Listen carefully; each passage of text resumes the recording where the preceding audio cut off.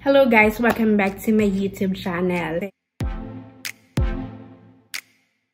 I'm not an expert, pero based on my own experience, nung nag-submit ako ng I-75-1 ko application, hindi ako nag-lawyer. So talagang inaral ko lang ano yung mga step-by-step procedure. Guys, kailangan ninyong aralin mabuti kung hindi kayo kukuha ng lawyer kasi i-reject ng USCIS kung kulang-kulang yung mga forms ninyo. So itong video na ito ay para sa mga K1 visa holder kagaya ko. Dahil meron na akong update. Kung napanood ninyo yung mga past videos ko, nabanggit ko doon na ako ay green card holder pa lang. And last year, nag-submit ako ng application ko for I-75-1. Nag-submit ako September 2018 sa sa California Service Center. No RFE ako. So, naghihintay lang ako ng case status ko online. And then, noong July 2019, nagkaroon ako ng biometrics.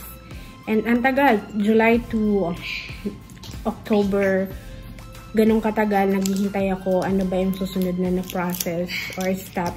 Nag-join ako sa group sa Facebook.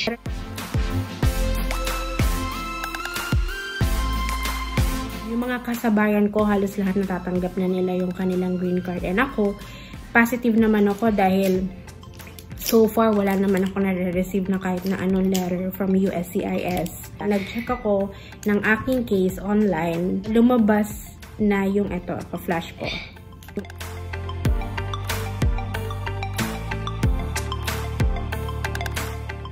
Ilang days bago ko nakita yung aking approval ng aking case.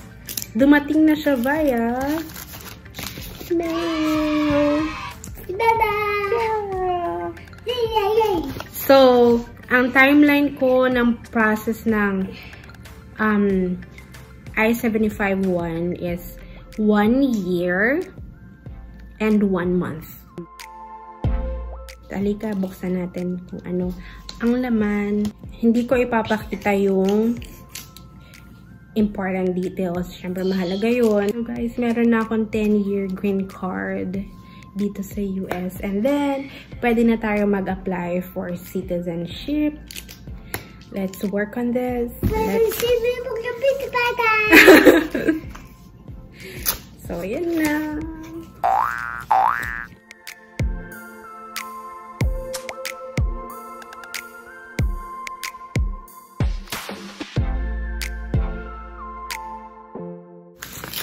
Alam ko ito yung letter na nagna-notice sa akin na na-approve na yung card ko.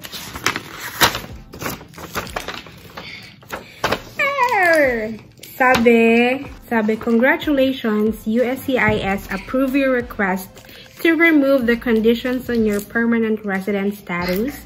You are deemed to be a lawful permanent resident of the United States as of the date of your original admission or adjustment of status.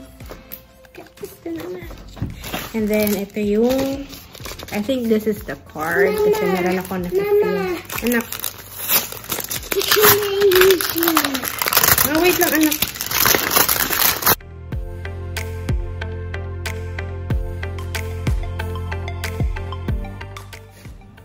What's a hat?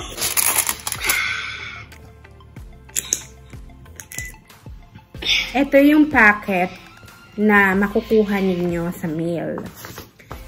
So, unang-una, merong ganito. How to use at CBP land border crossing. So, kung gusto ninyong pumunta ng mga kalapit na countries natin dito sa US. Ayan. This one. Then, meron ding Welcome to the United States. Mama, sana. A guide for new immigrants. Welcome to the United States. Getting settled in the US. Your rights and responsibilities. as a permanent resident. Tapos yung mga numbers na gusto ninyong, yung mga numbers na important numbers, like filing your taxes sa IRS, and a lot more. Getting involved in your community, becoming a US citizen, how to get welcome to the United States. So, nito lang siya. And then, syempre, yung card. Yan. Okay. Yung green card na to is 10 years. Depende sa inyo kung gusto niyo na mag-apply ng US citizenship. If not, you're good for 10 years stay. Pero mas maganda na rin, I recommend mag-apply na tayo ng citizenship para wala na tayong problem. And if you're also planning to get a dual citizenship, nasa inyo din yan. Okay. Bye guys. Thanks for watching.